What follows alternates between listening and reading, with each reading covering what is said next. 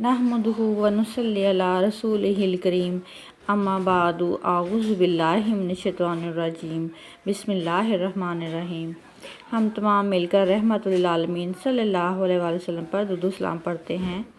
अल्लाहुम्मा सल्ली अला मुहम्मदिन व अला आलि मुहम्मद कमा सल्लैता अला इब्राहीम व अला आलि इब्राहीम इन्नका हमीदुम मजीद। अल्लाहुम्मा बारिक अला मुहम्मदिन व अला आलि मुहम्मद कमा बारकता अला इब्राहीम व अला आलि इब्राहीम इन्नका हमीदुम मजीद। अल्लाह ताला कुरान पाक में फरमाते हैं, ये लोग तुमसे पूछते हैं कि आखिर वो क़यामत की घड़ी कब नाजिल होगी। कहो, इसका इल्म तो मेरे रब ही के पास है, इसे अपने वक्त पर वो ही ज़ाहिर करेगा।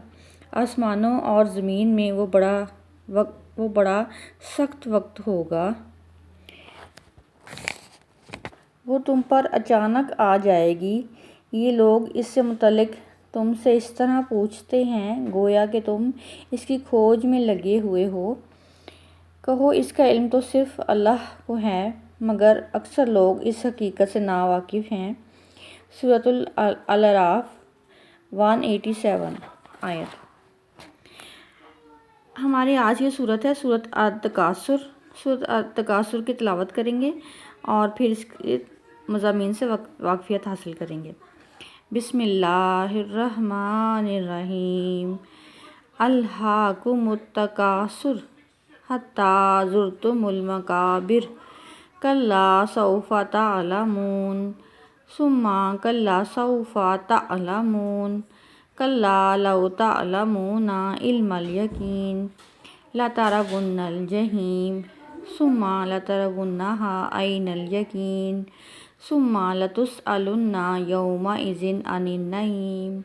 सदक़ल्लाहुल अज़ीम। सूरत अत-तकासुर का तारुफ इस तरह से है कि तदवीन के एतबार से इसका 102 नंबर है, नज़ूल के एतबार से इसका 16 नंबर है 16, और इसकी 8 आयात हैं। मक्की सूरत है। इसमें इल्म आज़म का ज़िक्र है और इसमें आखिरत का इल्म हासिल करने का ज़िक्र है। दुनिया के इल्म के साथ साथ आखिरत का इल्म भी हासिल करना है। वो इंसान आखिरत को भी देख लेता है और उलूमे आखिरत उस पर खुल जाते हैं। यह हकीकत है कि तकासुर यानी हिर्स और कसरत माल इंसान की तबीयत में शामिल है और जो कि आखिरत के इल्म हासिल करने से कनात में बदल जाता है। ज़ाहिर है कि जब कब्र आखिरत का इल्म हासिल हो जाता है और ये दरीचे खुल जाते हैं, फिर इल्म की भी 3 मंजिलें हैं, इल्मुल यकीन, ऐनुल यकीन और हक़ुल यकीन।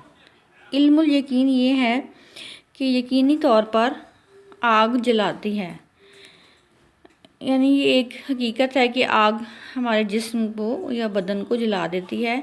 और उसके बाद ऐनुल यकीन है। ऐनुल यकीन ये है कि आप अपनी आँखों से किसी चीज़ को आग में जलता हुआ देखें। और हक़ुल यकीन ये है कि तजुर्बे का इल्म, कि आप एक्सपीरियंस से कोई चीज़ सीखते हैं। खुद आप किसी चीज़ को जला कर देखें। आखिरत का इल्म हासिल करके ना सिर्फ दुनिया को देखना है बल्कि आखिरत को भी जान लेना है और आखिरत को संवारने की फ़िक्र करनी है। हयात, सेहत, दौलत, और ये भी इंसान की एक हिर्स है कि वो भी इंसान के लिए ज़रूरी है और इंसान को हासिल करने की भी कोशिश में लगा रहता है। क़ुव्वत, इक़्तिदार हो तो बेशुमार हो, गोया कि आगे से आगे इंसान की जाने की जुस्तजू जारी रहती है। जितना उसको इस्तेमाल कर ले उसके बजाय उसमें मज़ीद हिर्स आ जाता है, मज़ीद लालच आ जाता है कि मुझे मज़ीद भी चाहिए, मज़ीद भी चाहिए। जैसे कि फरमाया गया है कि अगर इंसान के पास एक सोने का पहाड़ हो तो उससे मज़ीद लालच पड़ जाता है कि मुझे अल्लाह ताला मज़ीद सोने के पहाड़ दे दे, और उसमें इंसान में कनात नहीं है।